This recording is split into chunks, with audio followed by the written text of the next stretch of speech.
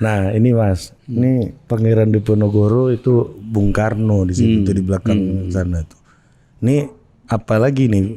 Ini pasti ada maknanya kan di dalam pendopo yang edukatif gitu ya, yang tujuannya untuk pendidikan. Iya. Di sini ada seorang pangeran, di situ juga ada Soekarno-Hatta. ya ada founding fathers gitu. Ya. Nih ada maknanya nggak nih dua-dua ini? Mau dijawab lengkap serius? Ya serius dong. Masa nggak baca teks kayak ayam? Gini, saya melihat figur Pangeran Diponegoro ini sebagai sebuah tokoh yang serius di dalam mengikhtiarkan perjuangan melawan ketidakadilan di zamannya. Nah, kebetulan beliau dulu salah satu tempat belajarnya adalah di Tegalsari, di mana Joglo ini ada. Oke. Kan beliau itu 1780-an Ya. lahirnya. Ya. Joglo ini dibangun 1740-an. Jadi memang di tempat Tegalsari itu dulu tempat tokoh-tokoh pada masa itu belajar. Kemudian hari jadi tokoh. Ada Ronggo Warsito, ada Sentot Prayodirjo, kayak Mojo dan lain-lain. Ya. Nah, tapi gini, kenapa Pangeran Diponegoro ini unik? Karena dia salah satu perjuangan melawan kolonialisme yang punya dampak panjang. Jadi saya nempatkan ini di sisi timur. Timur, oh iya timur nih ya. Sisi timur dan Bung Hatta sama Bung Karno di sisi barat. Ini orang Jogja sekali nih. Timur Mas Kulon. Ada kompas deh. Ada kompasnya sisi timur sisi barat. Iya. Dan Pangeran Diponegoro, singkatnya ya, kalau cerita panjangnya nanti terlalu panjang, tapi singkatnya, perjuangan beliau itu berhasil membangun gerakan perlawanan melawan kolonialisme. Ini satu dari sedikit pemberontakan yang bukan tentang tahta. Satu sedikit pemberontakan bukan tentang mendapatkan perebutan di antara unsur-unsur yang ada di dalam kekuasaan kerajaan. Tapi ini adalah melawan praktek-praktek penindasan, praktek-praktek pajak yang berlebihan kepada rakyat kebanyakan. Karena itulah perlawanan yang Pangeran Diponegoro itu dipandang sebagai perlawanan orang yang akan menjadi ratu adil. Yang ini kemudian diikuti oleh begitu banyak rakyat. Geloranya itu luar biasa. Konsekuensinya Belanda itu kerepotan menghadapi perang ini.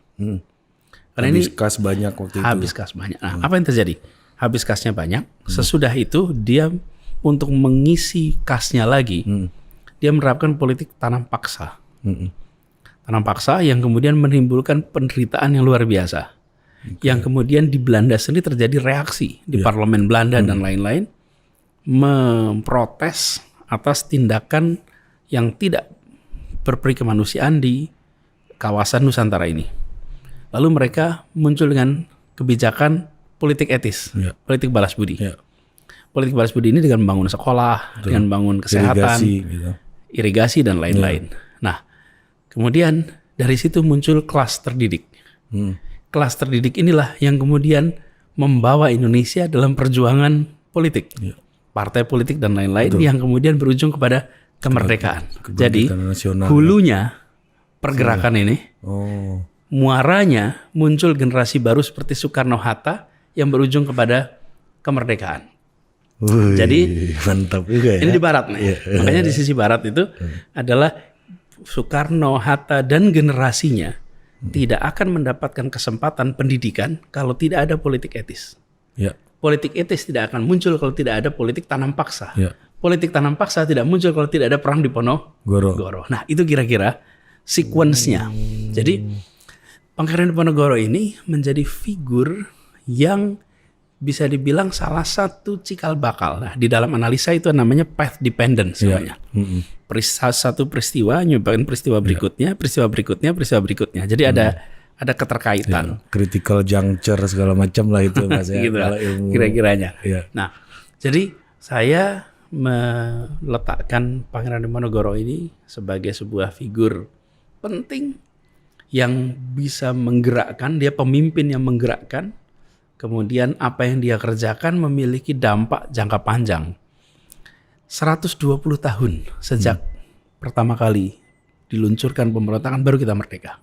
Itu 120 tahun. jumlah yang 1825 Iya. 25 baru kita merdeka 1945. panjang nggak menurut Mas Anies tuh? Oh, kalau untuk umur manusia Panjang panjang. ya, orang nggak. Tapi Betul. kalau pakai dengan umur bangsa, Enggak lah. ya Biasa tergantung lah. mau dilihatnya berapa tahun gitu. Ya. Tapi sebuah proses di mana kita menyaksikan satu peristiwa itu punya dampak yang panjang.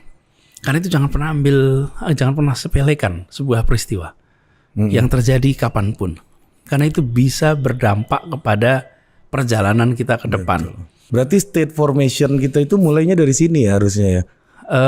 Mungkin, mungkin saya belum sampai ke sana ya. Tapi saya lebih melihatnya pada betapa generasi seperti Sutomo, Dewes Dekker, kemudian Ki Hajar Dewantoro, Wahidin, Sahrir, Soekarno, Hatta, Natsir, Rum, dan semuanya itu adalah orang-orang yang dididik tahun 1900 ke atas. Iya. Dan itu tidak akan terjadi kalau tidak ada kebijakan pada waktu itu pendidikan. Politika etis ya. Iya, nah jadi ada rentetan